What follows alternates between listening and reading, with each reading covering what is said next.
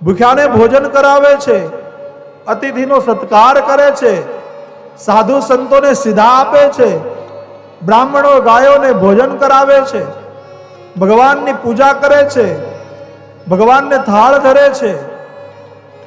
માટે સંસાર એ બંધનનું કારણ નથી. ત્યારે સુખદેવજી આવું બધું ઘણું કીધું, પણ સુખદેવજી માનતા નથી. ત્યારે વ્યાસજીને એમ થયું કે હવે આ નહીં માને, માટે શું કરવું? ત્યારે વ્યાસજીએ વિચાર કર્યો કે હું આને જનકજીની પાસે મોકલું. ત્યારે વ્યાસજી કહે છે કે હે પુત્ર, એક કામ કરતો, તું મિથિલા જા અને ત્યાં જઈ અને જનકજીને મળ. એ રાજા વિદેહી છે. જ્યારે આવું સાંભળ્યું ને ત્યારે સુખદેવજીને હસી આવી કે પિતાશ્રી, આ શું વાત કરો છો તમે? કોઈ આંધળો માણસ હોય એનું નામ કેમ દિવ્યાકર રાખી? કોઈ નિર્ધન માણસ હોય એનું નામ કેમ ધનવાન હોય? આ તો આવી વાત થઈ. એક રાજા જે રાજ્ય કરે છે એ વિદેહી કઈ રીતે હોઈ શકે? એ ચોર અને સંતમાં કઈ રીતે ભેદ ન રાખી શકે? સમદ્રષ્ટિ એની કઈ રીતે હોઈ શકે? અને સમદ્રષ્ટિ હોય તો જ વિદેહી કહેવાય.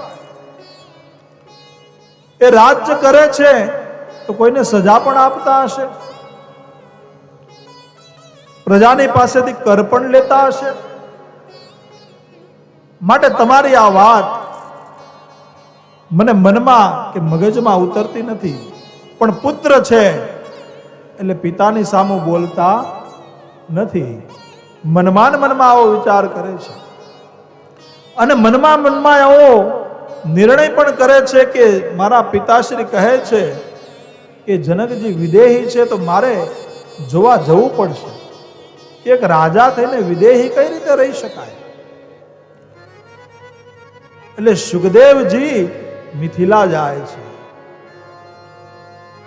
મિથિલા જાય છે અને જ્યારે રાજ્યમાં પહોંચે છે ત્યારે જનકજી ની પાસે જાય. કથા થોડી લાંબી પણ છે આની, પણ જનકજીને મળે છે. જનકજી ને કહે છે કે તમારું આ જે વિદેહી નામ છે, તમને લોકો વિદેહી કહે છે, આ તો તમે જૂઠી મૂઠી છાપ ઊભી કરી હોય એવું લાગે છે. એક રાજા થઈ અને તમે વિદેહી કઈ રીતે રહી શકો? આવી જ્યારે વાત કરતા હોય ત્યારે એક સૈનિક આવે છે અને આવી અને જનકજીને કહે છે કે મહારાજ, આપણા રાજ્યમાં આગ લાગી છે. જનકજી કહે કઈ વાંધો નહીં, તમારાથી થતું હોય તે કરો. પાછા વાત કરે છે સુખદેવજીની સાથે. થોડી વાત કરે છે, થોડી વાર પછી બીજો સૈનિક આવે છે કે મહારાજ, આગ છે એ આપણા મહેલ સુધી પહોંચી ગઈ છે. જનકજી એમનેમ બેઠા છે. સુખદેવજીને ચિંતા થવા લાગી. જનકજી કે કાંઈ વાંધો નહીં, તમે એને બુજાવવાની જે વ્યવસ્થા હોય તે કરો, પ્રયત્ન કરો. થોડી વાર થયું તો ત્રીજો સૈનિક આવ્યો કે આગ આપણા માળ સુધી પહોંચી ગઈ છે. જનકજી કહે કઈ વાંધો નહીં. આવું જયારે કીધું તો સુખદેવજી ઊભા થઈ અને દોડીને જાય છે. જનકજી હાથ પકડી અને ઊભા રાખે છે. ઊભા રહો, ક્યાં જાઓ છો? ત્યારે સુખદેવજી કહે કે મહારાજ, તમારી પાસે તો આખું રાજ્ય છે, થોડું ઘણું બળી જશે તો વાંધો નહીં, પણ મારી પાસે તો એક જોડીનો દંડો જ છે, એ મેં બાજુના રૂમમાં મૂક્યો છે, એ તો મને લઈ આવવા દો.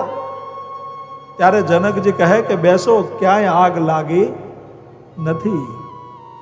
પણ હું તમને કહેવા માંગતો હતો કે તમે જંગલમાં જશો ત્યાં પણ તમારી આસક્તિ પ્રાણીઓની સાથે તો થશે ને. ત્યાં પણ તમે ફળ ફ્રૂટ તો ખાશો ને.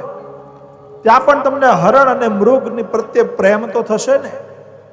એમાં પણ તમે આસક્ત થશો.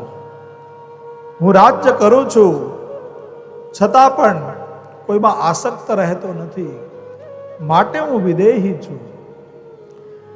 આવો જનકજીની પાસેથી સુખદેવજીને બોધ મળે છે.